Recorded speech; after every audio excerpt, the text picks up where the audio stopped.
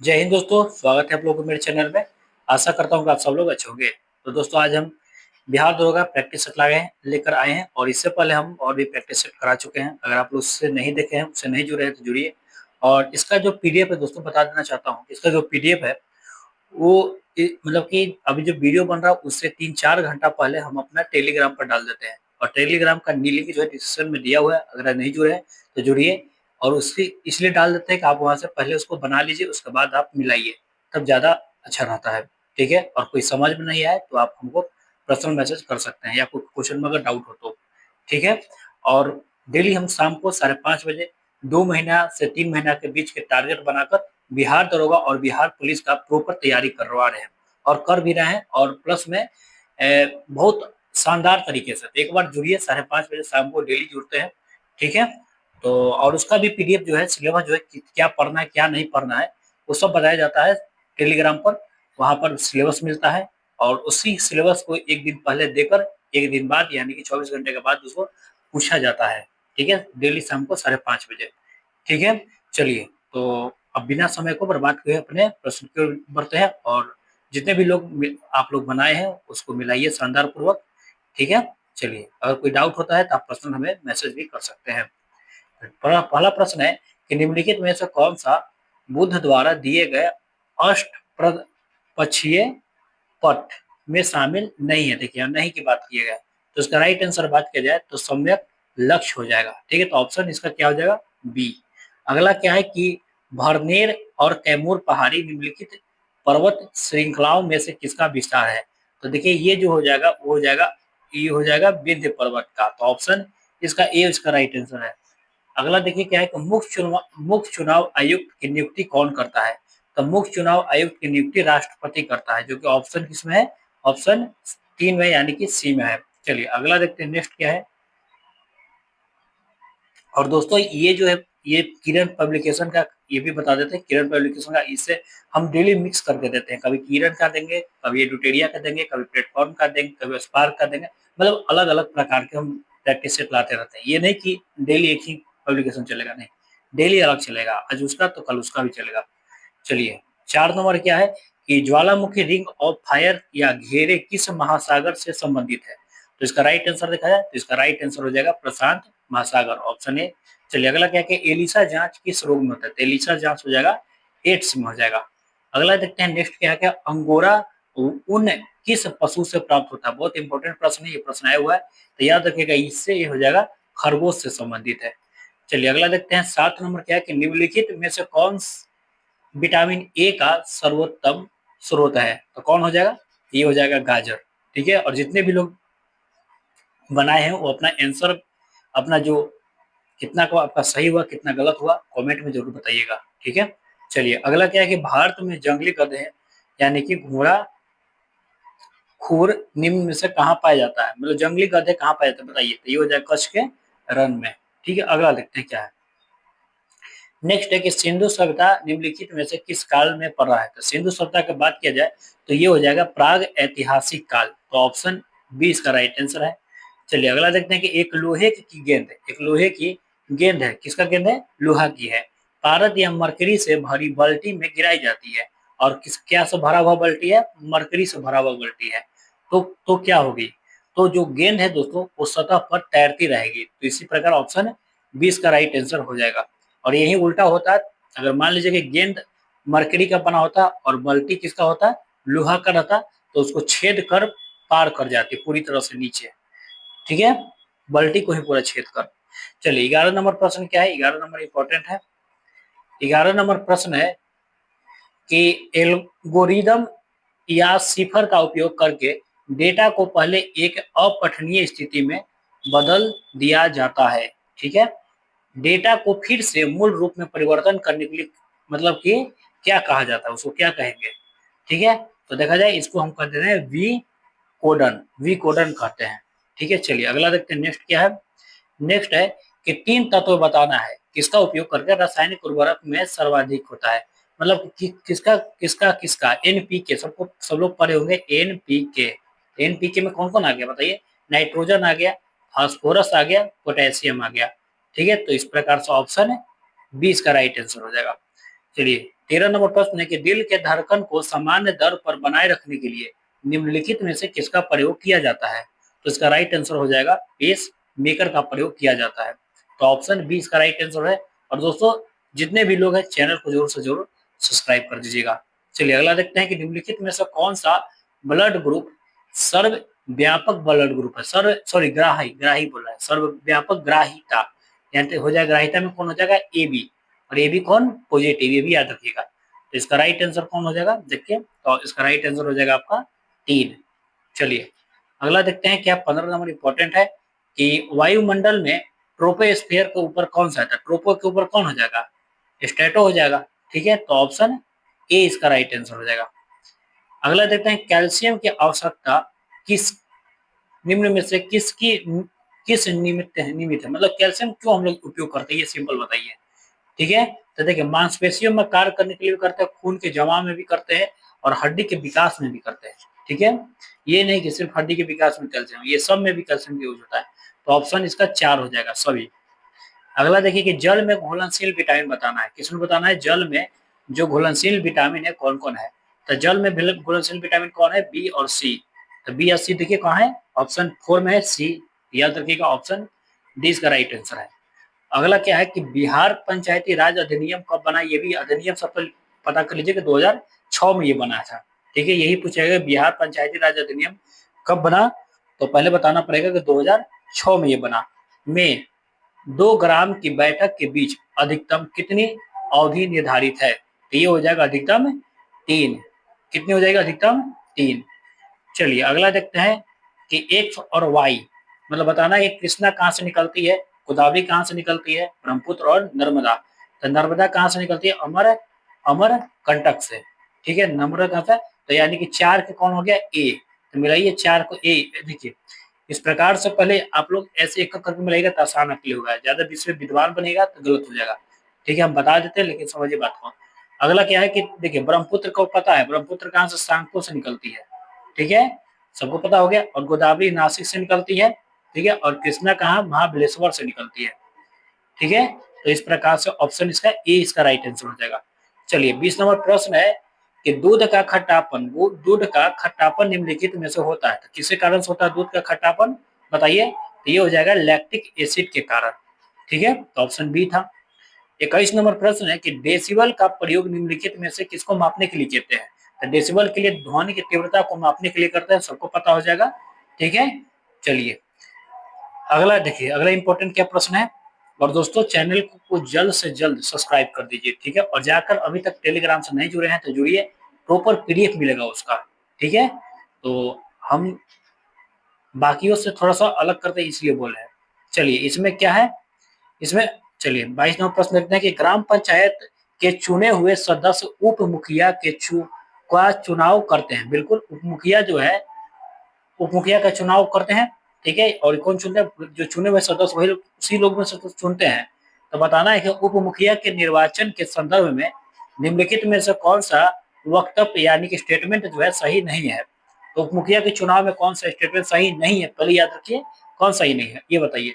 देखिए उप मुखिया के चुनाव में मुखिया मतदान देता है, मतदाता मतलब होगा, तो बिल्कुल मुखिया भी मतदान देता है यानी कि मतदाता होता है। अगला क्या है कि निर्वाचन में क्या होता है? निर्वाचन में मतों की बराबरी की स्थिति में विजेता को लॉटरी द्वारा होगा। विजेता का निर्णय किसके द्वारा होगा? निर्णय होगा लॉटरी के द्वारा ही होता है। तो ये भी सही स्टेटमेंट सही है, नहीं कुछ सुनना है तो दोनों अभी तक सही है।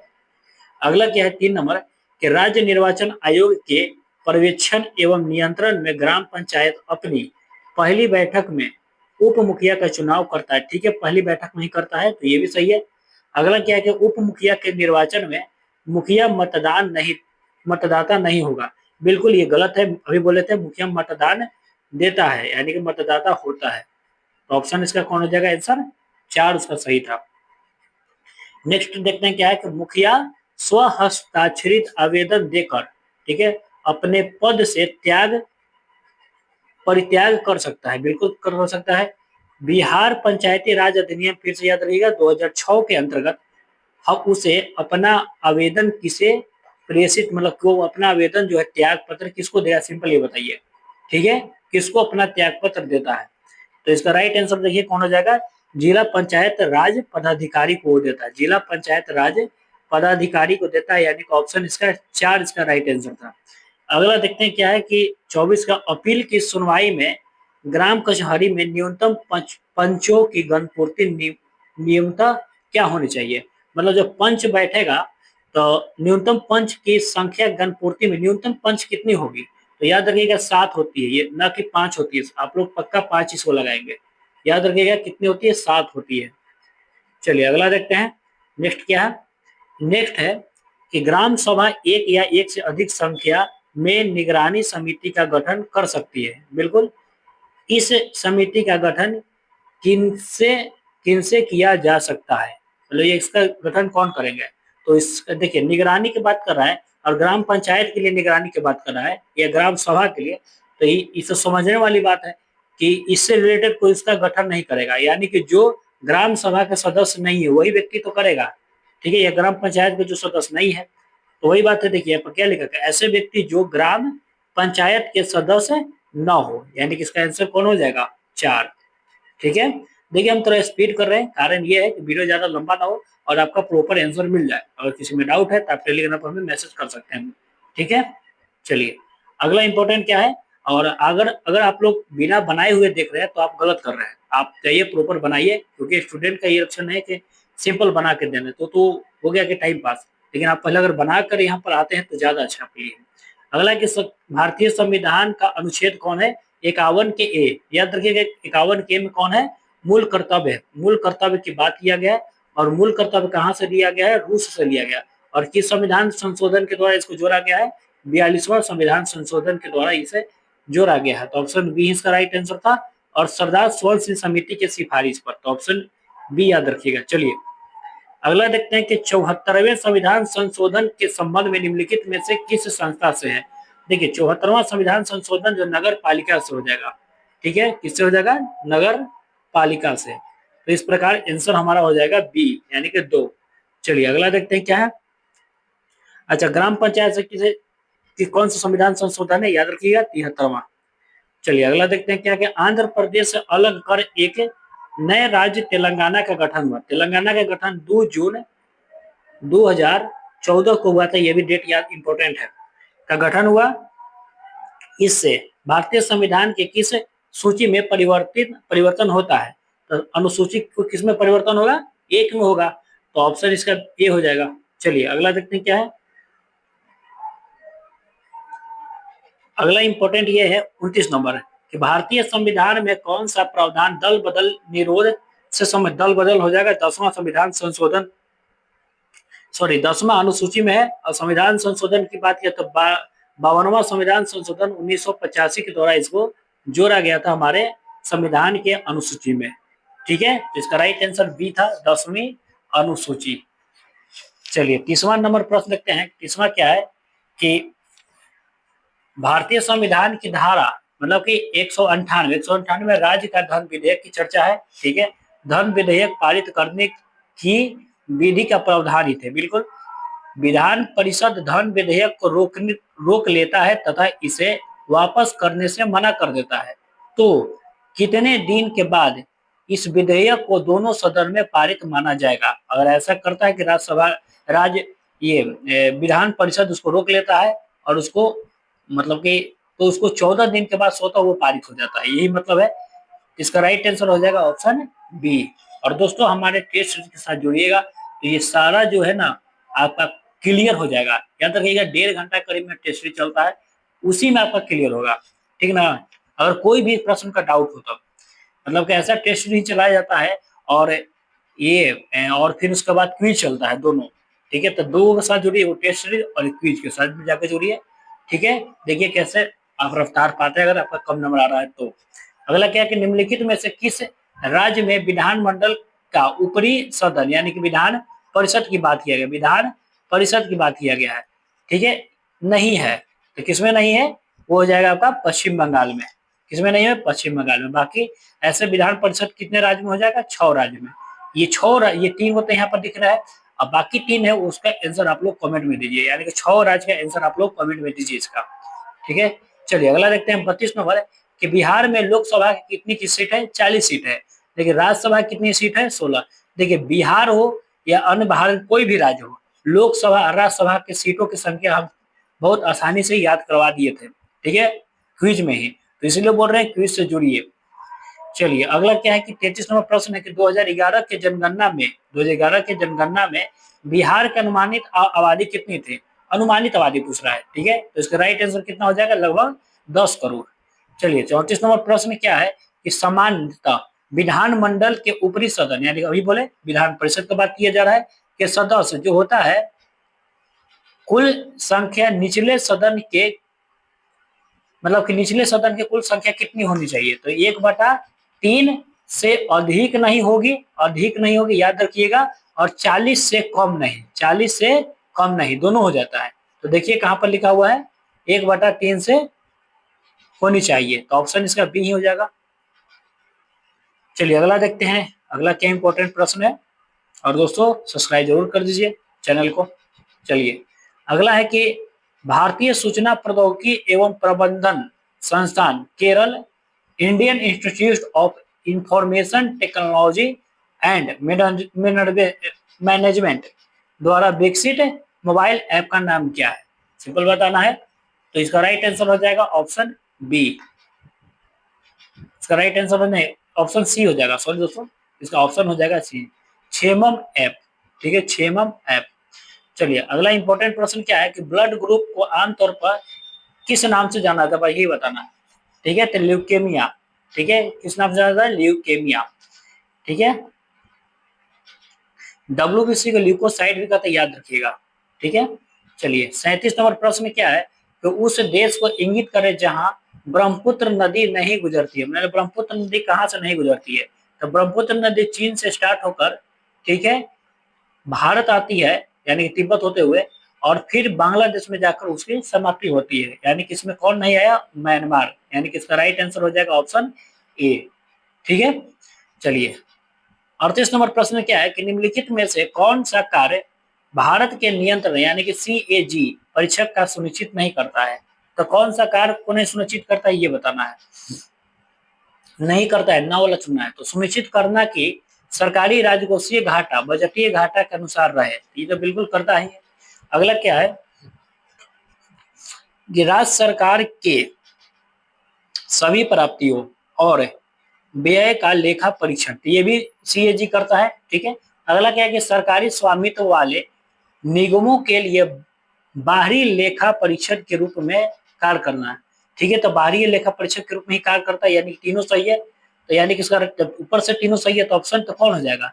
बी ही इसका गलत हो जाएगा। क्या है कि भारत सरकार की सभी प्राप्तियां और व्यय का लेखा परीक्षक ये नहीं करता है, उल्लेख लेखा समिति करता है, यानी कि ऑप्शन इसका राइट आंसर कौन हो जाएगा? डी। अगला क्या है कि किनन स्टेडियम किस शहर में? देखिए इंपॉर्टेंट प्रश्न है, बहुत ही अलग हट के प्रश्न है, इसको नहीं पता तो जाकर लिख लीजिए। तो किनन स्टेडियम हो जाएगा जमशेदपुर में, कहा है? जमशेदपुर में। किनन स्टेडियम कहाँ है? जमशेदपुर में। चलिए 40वां प्रश्न देखते हैं कि निम्नलिखित में से किसको विश्व खाद्य टोकरी के रूप में जाना जाता है? सिंपल, बहुत आसान प्रश्न पूछा गया, तो मैदान को ही तो जानते हैं, और कहाँ से खाद्य उत्पन्न हो सकता है, मतलब फसल। चलिए अगला है कि मैकमोहन रेखा भारत और चीन के सीमा तय करती है, बिल्कुल सही करती है। मैकमोहन रेखा का निर्धारण कब हुआ था? 1914 में हुआ था। तो डुरंड रेखा दो देशों के बीच में था। डुरंड रेखा अभी वर्तमान में देखा जाए तो पाकिस्तान और अफगानिस्तान के बीच में है, पर जब 1896 में डुरंड रेखा का मतलब कि बनाया गया था, तो उस समय भारत और अफगानिस्तान के बीच में था, लेकिन वर्तमान में कहाँ हो जाएगा? भारत और पाकिस्तान के। तो ऑप्शन इसका ए इसका राइट आंसर हो जाएगा। चलिए अगला देखते हैं, नेक्स्ट क्या है। नेक्स्ट क्या है कि 1964 में स्थापित डैश विश्व भर में जैविक प्रजातियों की संरक्षण स्थिति संबंधी दुनिया भर में व्यापक तालिका है, तो कौन है बताइए? तो ये हो जाएगा अंतर्राष्ट्रीय प्राकृतिक संरक्षण संघ, ठीक है, IUCN, लाल सूची, इसी को तो होता है, तो ऑप्शन इसका हो जाएगा ए। चलिए अगला 43 नंबर प्रश्न क्या है? 43 नंबर भी इंपॉर्टेंट प्रश्न है। चलिए तो प्रश्न ये है कि कौन सा पुस्तक जो है मुंशी प्रेमचंद का नहीं है, बताना। सिंपल बताइए कौन सा जो पुस्तक है प्रेमचंद का नहीं है? तो देखिए गोरा जो रविन्द्रनाथ टैगोर का हो जाएगा, ठीक है, बाकी सब जो क्या हो जाएगा, ये हो जाएगा मुंशी प्रेमचंद का, ठीक है, गबन गोदान रंगभूमि। अगला क्या है कि फिजी की राजधानी कहाँ है? देखिए राजधानी हम बहुत आसानी से अपना क्विज में करवाते हैं। अगर सोचिएगा कि 193 देशों का एक बार में आपको राजधानी याद हो जाएगा, तो नहीं याद होगा। इंपॉर्टेंट तो 193 नहीं है, इंपॉर्टेंट हम मानते हैं 150 140 देश है, जिसका याद हम बहुत डेली करवाते हैं इसका, ठीक ना। और ट्रिक याद याद करवाएंगे या फिर डायरेक्ट याद करवाएंगे, लेकिन डेली 5 10 याद आप करिए, कर भी गया, बार बार उसको पढ़िएगा। इतना बार पढ़िएगा कैसे याद हो जाएगा, ठीक है। चलिए, कौन हो जाएगा? सूबा। फिजी की राजधानी कहाँ है? सूबा। ऑप्शन ए इसका राइट आंसर हो जाएगा। तो जरूर से जरूर जुड़िए।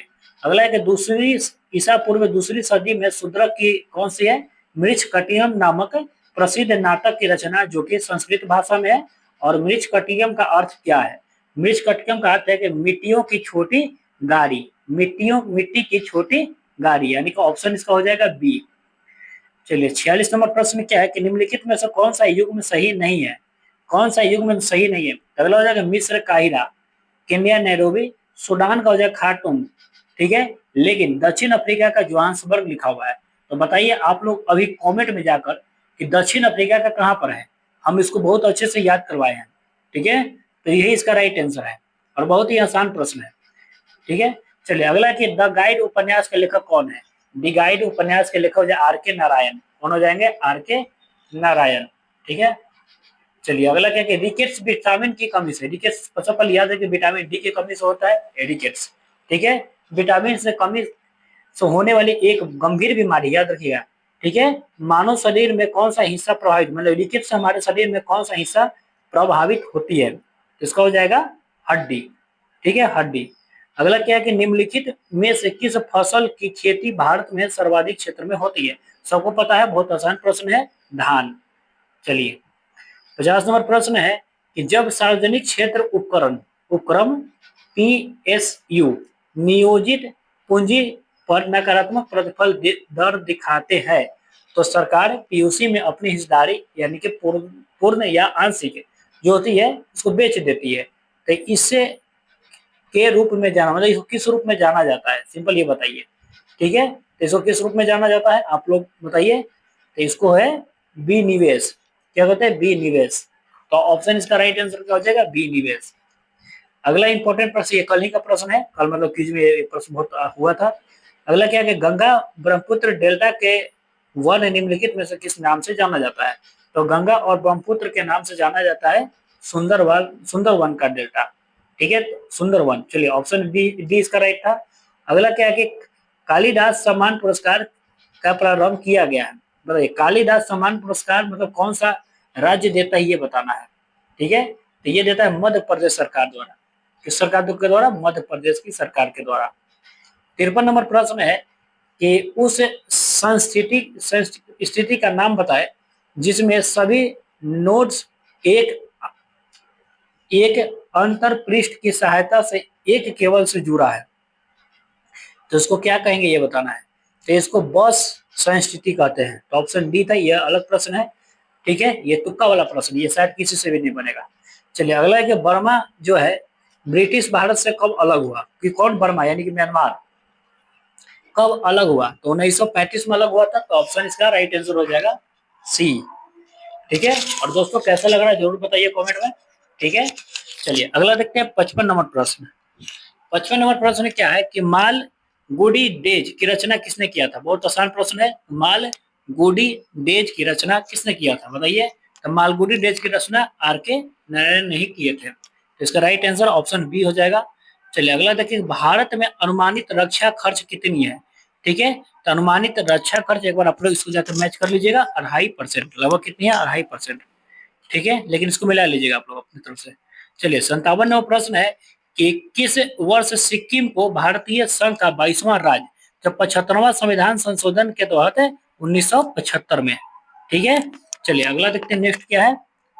आजादी के बाद, किसके बाद? आजादी के बाद, ठीक है, भारत और नेपाल के बीच, ठीक है, प्रथम शांति और मित्रता संधि किस वर्ष काठमांडू में हुई थी? कहां पर हुआ था ये भी याद रखिए, काठमांडू में हस्ताक्षरित, मतलब के हस्ताक्षरित की गई थी, ठीक है। तो ये किया गया था 1950 में।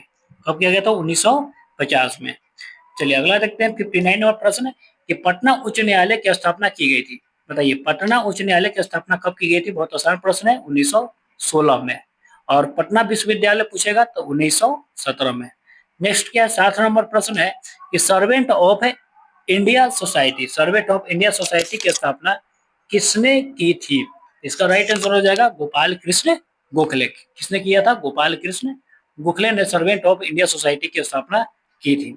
नेक्स्ट क्या है, 61 नंबर है कि राष्ट्रीय सांख्यिकी आयोग, राष्ट्रीय सांख्यिकी आयोग के पहले अध्यक्ष कौन थे? तो रघुराम राजन थे। कौन थे? रघुराम राजन। ये बहुत लोगों को पता नहीं होगा, जाकर उसको नोट्स कीजिएगा, ठीक है, अगर नहीं पता हो तो जरूर, ठीक है, क्योंकि वो सिर्फ ऐसे ही इसको वीडियो के देखने से कोई फायदा नहीं, जो नहीं आता आपको जाकर नोट्स कीजिए, ठीक है। चलिए, राष्ट्रीय सांख्यिकी आयोग के पहले अध्यक्ष कौन थे? रघुराम राजन। चलिए अगला देखते हैं कि ग्रैंड कैनियन क्या है? ग्रैंड कैनियन क्या है? सबको पता होगा कि ये एक खंड है जो कि अमेरिका में है, ठीक है। किस नदी पर हो जाएगा? आप लोग खुद से बनाइए।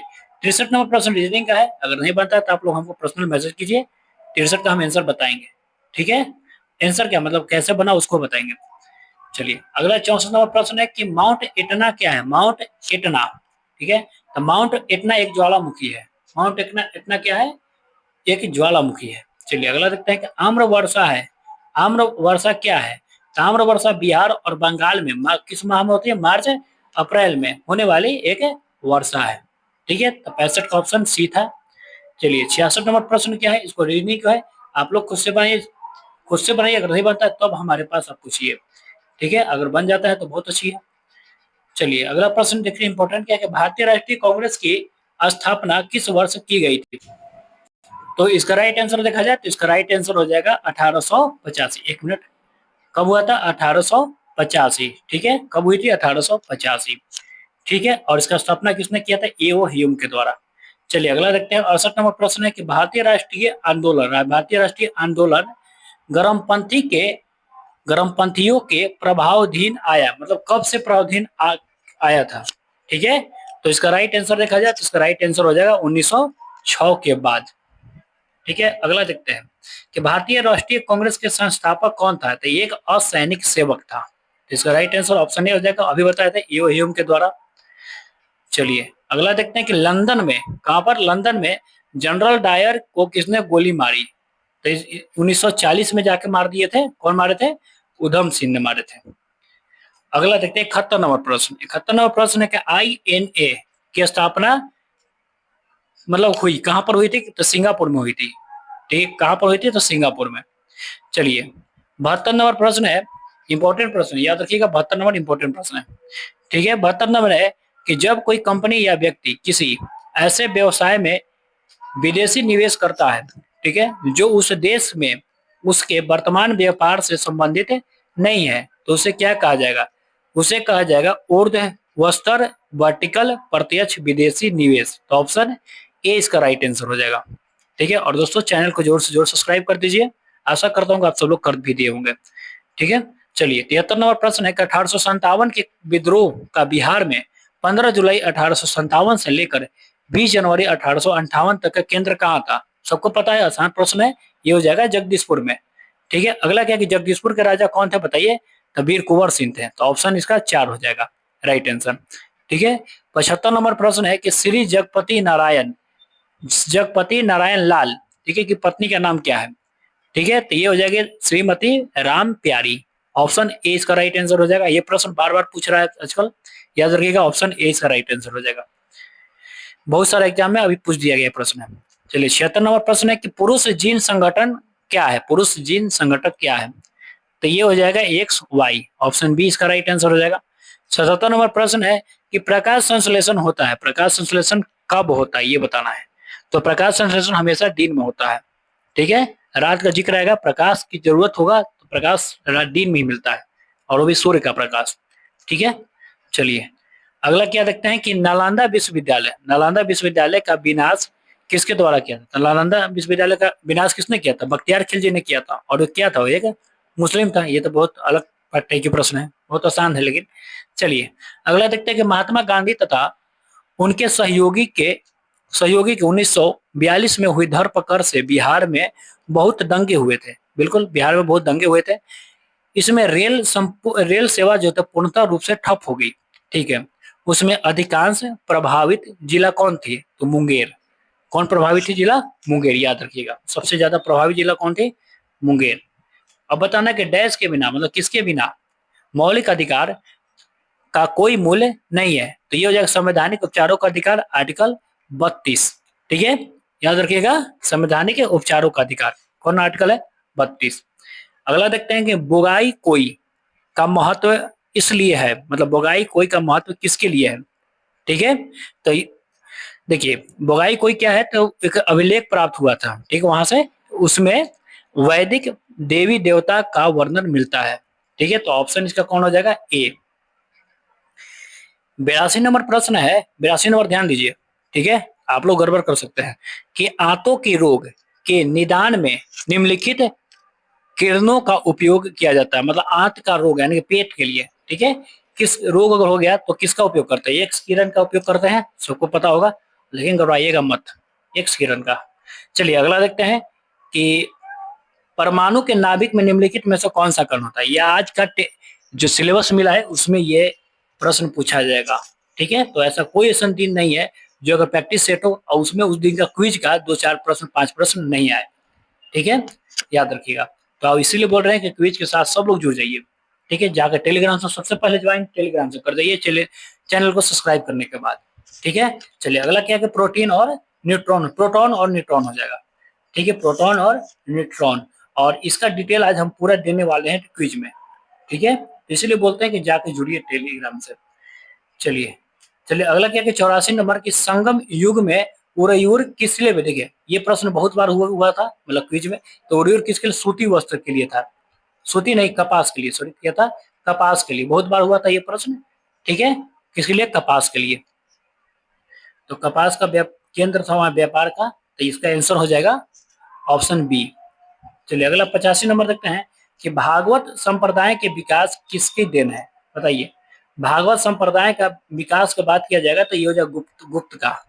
किसकी हो जाएगा? गुप्त का। चलिए 86 नंबर प्रश्न है कि 86 नंबर प्रश्न ये है, देखिए कि डैश सबसे पुराना, ठीक है, सबसे पुराना अर्धसैनिक बल कौन है? सबसे पुराना पूछ रहा है, सबको पता होगा, असम राइफल। असम राइफल का गठन कब हुआ था? आप लोग कमेंट में बताइए। ठीक है, कछार राइफल ने भी पहले बोलते थे। 87 का आंसर आप लोग खुद से बनाइए, नहीं बनता है हम बताएंगे आपको।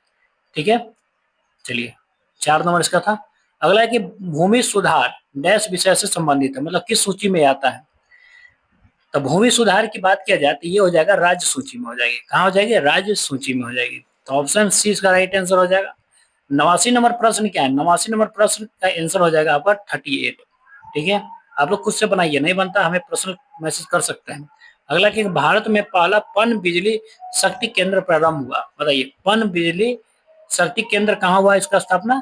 तो ये हुआ शिव समुद्रम। पन बिजली शक्ति केंद्र का प्रारंभ हुआ शिव समुद्रम। ठीक है, तो ऑप्शन डी इसका राइट आंसर हो जाएगा। अगला देखते हैं 90 नंबर आ गए। 91 नंबर क्या है कि किस पुरस्कार को ग्रीन ऑस्कर कहा जाता है? ग्रीन ऑस्कर पुरस्कार किसको कहा जाता है? बताइए। तो ये हो जाएगा आपका व्हिटली पुरस्कार को। किसको कहेंगे? व्हिटली पुरस्कार को। ऑप्शन डी इसका राइट आंसर था। अगला इंपॉर्टेंट है कि राजा खारवेल के नाम से जुड़ा अभिलेख बताना है। स्तंभ लेख या अभिलेख बताइए। तो राजा खारवेल से जुड़ा कौन सा स्तंभ अभिलेख था? इसका राइट आंसर हो जाएगा ऑप्शन, ऑप्शन इसका राइट, एक मिनट, ऑप्शन जूनागढ़ नहीं, ये हो जाएगा हाथी गुफा अभिलेख। कौन सा है? भारत हाथी गुफा अभिलेख में सबसे पहले याद रखिए भारत वर्ष का जिक्र है। किसका जिक्र है? भारत वर्ष का जिक्र है। ठीक है, चलिए अगला बढ़ते हैं। अगला क्या है यहाँ पर? चलिए अगला क्या है कि खजुराहो मंदिर, खजुराहो मंदिर का स्थापत्य का निर्माण सहयोगी थे, मतलब खजुराहो मंदिर का निर्माण किसने करवाया था? चंदेल शासकों ने। सबको पता होगा किसने करवाया था? चंदेल शासकों ने करवाया था। 94 नंबर का आंसर ऑप्शन ए हो जाएगा, आप लोग खुद से बनाइए। अगला इंपॉर्टेंट ये है 95 नंबर कि रानी पद्मावती का नाम अलाउद्दीन के चित्तौर विजय से जुड़ा जाता है। तो बताना कि रानी पद्मावती का पति का नाम क्या है? सिंपल बताइए। तो रानी पद्मावती का पति हो जाएगा राणा रतन सिंह। ऑप्शन 4 इसका आंसर हो जाएगा, राणा रतन सिंह। चलिए 96 नंबर प्रश्न है। 96 नंबर प्रश्न ये है कि 6 जुलाई 1942 को वर्धा में कांग्रेस ने गांधी कांग्रेस के महात्मा गांधी ने कांग्रेस की कार्य समिति में, ठीक है, अपनी भारत छोड़ो आंदोलन पर चर्चा की थी। तो उस समिति के अध्यक्ष कौन थे? सिंपल बात है, उस समिति के अध्यक्ष कौन थे? तो ये हो जाएगा मौलाना अबुल कलाम आजाद। ऑप्शन 20 का राइट आंसर हो जाएगा। अगला देखिए 97 नंबर प्रश्न ये है कि 1857 के विद्रोह के दौरान कानपुर के विद्रोह को किसके द्वारा दबा दिया गया था? तो कानपुर से कौन सा अंग्रेज जो विद्रोह को दबाया था? तो कानपुर से हम बताए थे, कानपुर दोनों का कैंपवेल, कानपुर कैंपवेल। चलिए 98 नंबर प्रश्न क्या है कि केवल वह स्तंभ जिसमें अशोक ने स्वयं को मगध का सम्राट, तो भाब्रू अभिलेख में अशोक ने स्वयं को मगध का सम्राट बोला था। ठीक है, इसका राइट आंसर ऑप्शन डी हो जाएगा। आप लोग क्वेश्चन बने, बहुत ही आसान प्रश्न है। चलिए अगला क्या है कि राज्यसभा के बारे में निम्नलिखित में से कौन सा कथन सही है? कौन सा कथन सही है, इसको चुनना है। ठीक है, तो चुनते हैं कि सदन के 10 सदस्य राष्ट्रपति द्वारा नामांकित किए, नहीं 10 सदस्य नहीं, ये करते हैं 12 सदस्य को। ठीक है, चलिए अगला देखते हैं कि भारत के उपराष्ट्रपति जो हैं, ठीक है, राज्यसभा के पदेन अध्यक्ष होते थे। यही इसका राइट आंसर हो जाएगा, ऑप्शन बी। अगला भी देख लेते हैं कि राज्यसभा की सदस्यता के लिए 30 वर्ष की न्यूनतम उम्र तय की गई है। तो ये भी तो सही है। ठीक है, 30 वर्ष तो मिनिमम उम्र होना ही चाहिए। तो 1, 2 और 3 तो सही है। ठीक है, ये 2 और 3 भी दो सही हो गया। अगला है कि सभी राज्यों को समान प्रतिनिधित्व दिया गया था। नहीं, सभी राज्यों के लिए नहीं, जनसंख्या के आधार पर अलग अलग हो जाता है। तो ये तो इसकी गलत हो जाएगा, यानी कि 2 और 3 इसका दोनों आंसर है। आप लोग देख लीजिएगा। चलिए, तो कितना आंसर आया? ठीक है, और देखिए इसमें मेरा जो आंसर आया था वो था 73। अभी हम लिखे हुए हैं 73 नंबर मेरा आया था। ऐसा आप लोग अपना भी बता सकते हैं। ठीक है, और 73 मेरा सही था। हम 100 नहीं बनाए थे। मेरा बनाया हुआ जो है वो 85 भी बनाया हुआ था। 15 क्वेश्चन हम इसमें छोड़ दिए थे, जो हमको उतना थोड़ा डाउट वाला प्रश्न हम नहीं बनाते।